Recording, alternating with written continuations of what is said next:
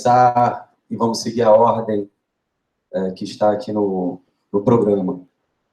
Então, primeiro, o professor Laurent Thevenot, da École de Altitude, a professor José Resende, da Universidade Nova de Lisboa, a professora Soraya Silveira Simões, da UFRJ, e, finalmente, a professora Jacqueline Sinhoreto, da UFSCar, e depois o professor Fabio Reis Mota vai... Bem, então vamos, sem mais demora, vamos seguir a ordem.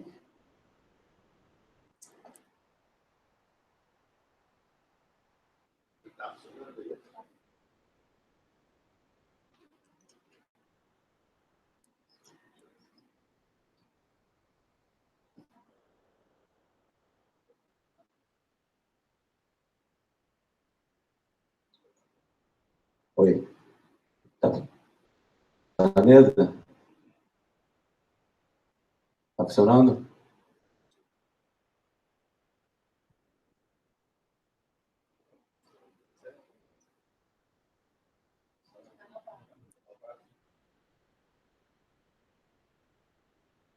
Mesa 3, o público e o privado em tempos de crise.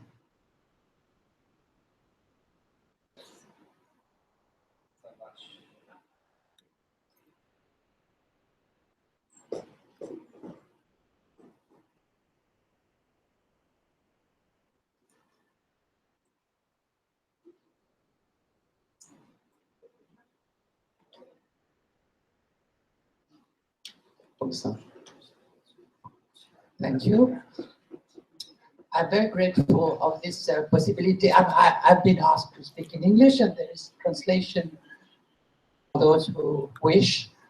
So I'm very grateful to the organizer of this possibility to continue our exciting discussion with the Brazilian colleagues.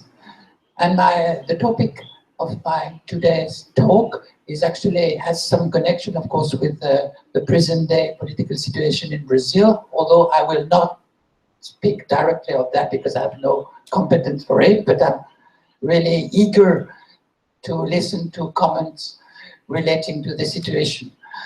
I chose this issue of populism because it's very widely significant nowadays.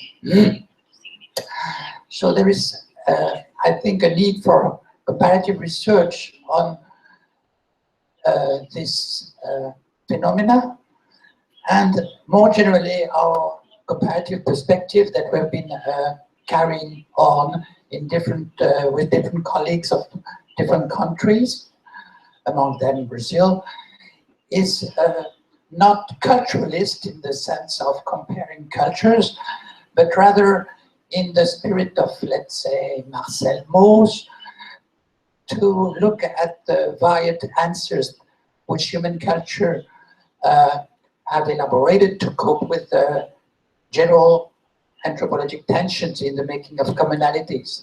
And in doing this comparative research, I've been involved, I've co-run different collective programs, and with the benefit from enduring collaboration with colleagues. The United States, recent new emergence of populism of Trump, I've been working with Nina Ilyasov, and remarkable ethnographic researcher of everyday politics and the way politics is somewhat avoided. And also with Roger Friedland, who is extremely expert on politicized religion. Recently, he published a blog in the Huffington Post, Jesus with a Gun, Trump, the Secular Evangelical. Russia is a very important research field. I'm sorry, I will speak several times about Russia, which might be very bizarre to you, Brazil, but I hope that you'll understand the way I use this variation of cultures and political culture to deal with the same issue. So that I mentioned some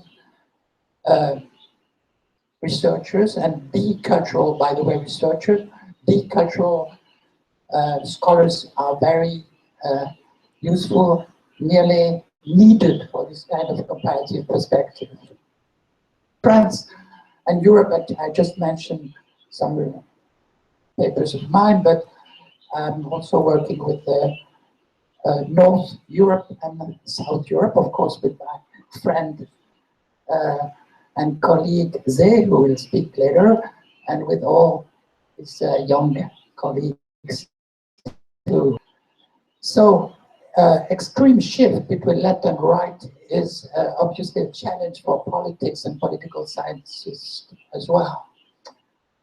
And the scholar who studied that specifically, well-known scholar, Laurent, concentrating, is focusing his analysis on what he calls floating signifiers or anti-signifiers.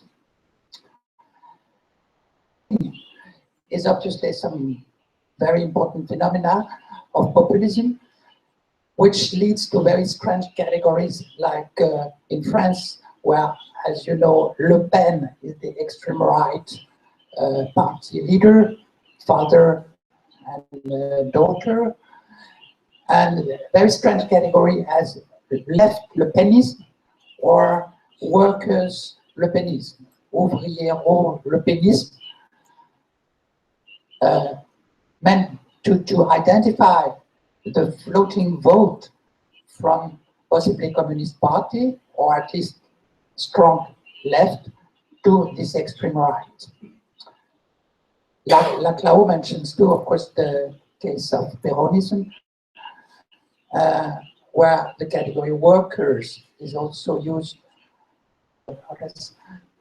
to cover this possible shift.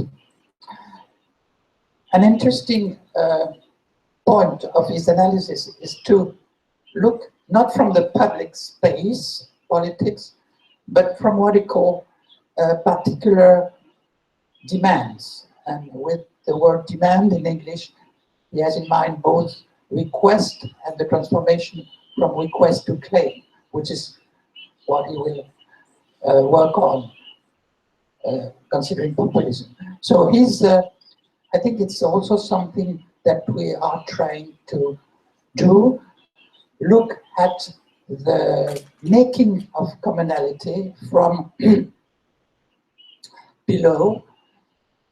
We try to not assume too much of connectiveness, which is usually the case, even through the category of the individual, which is somehow rational tradition. The individual is already prepared in its definition, her definition, no, its definition, is already prepared for communication of interaction, so that the individual is not the particular.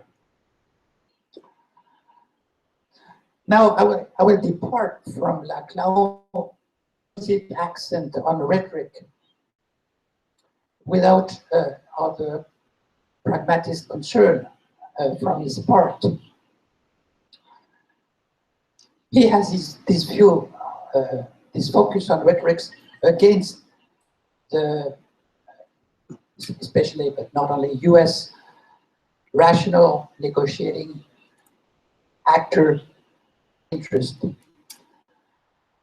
And he reacts against the idea that rhetoric is just an issue of irrationality. We also took seriously the rhetorical tradition in the initial movement towards pragmatic sociology, Boltanski,